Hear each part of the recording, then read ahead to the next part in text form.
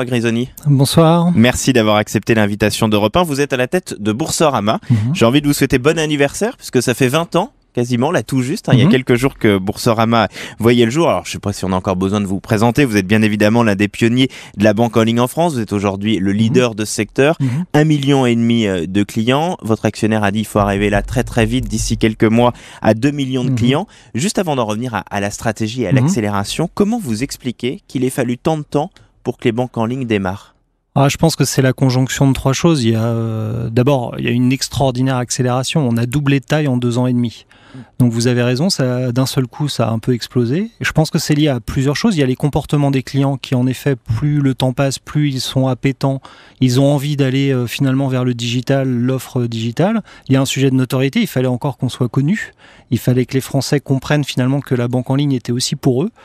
Il y a eu aussi des questions d'investissement. Nous, on investit plus. Il y a plus d'acteurs aujourd'hui sur le marché. Donc on en parle plus aussi, quelque part. Et on en est l'exemple aujourd'hui. Donc c'est la conjonction de plein de phénomènes.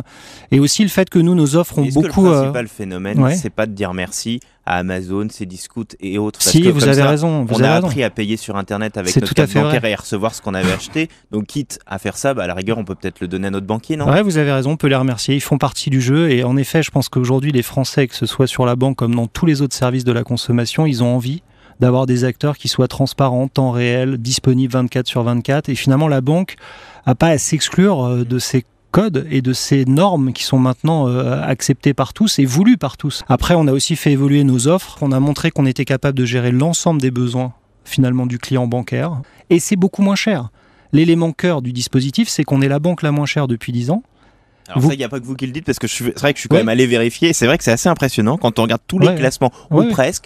À chaque fois ces dernières années, vous sortez comme la banque la moins chère et avec une notoriété et un plaisir d'utilisation qui sont plutôt au niveau. On a un niveau de satisfaction client qui est très élevé puisqu'on a un Net Promoter Score, on ne va pas rentrer dans les détails, à plus 40, mais pour vous donner un ordre de grandeur, dans la banque en général, on est plutôt négatif. Maintenant, on a un très très fort score de satisfaction et on coûte en frais bancaires 11,75 € par an. Par an, les banques, c'est 200 €. Donc on a un vrai sujet de pouvoir d'achat. Et heureusement que notre modèle apporte de la valeur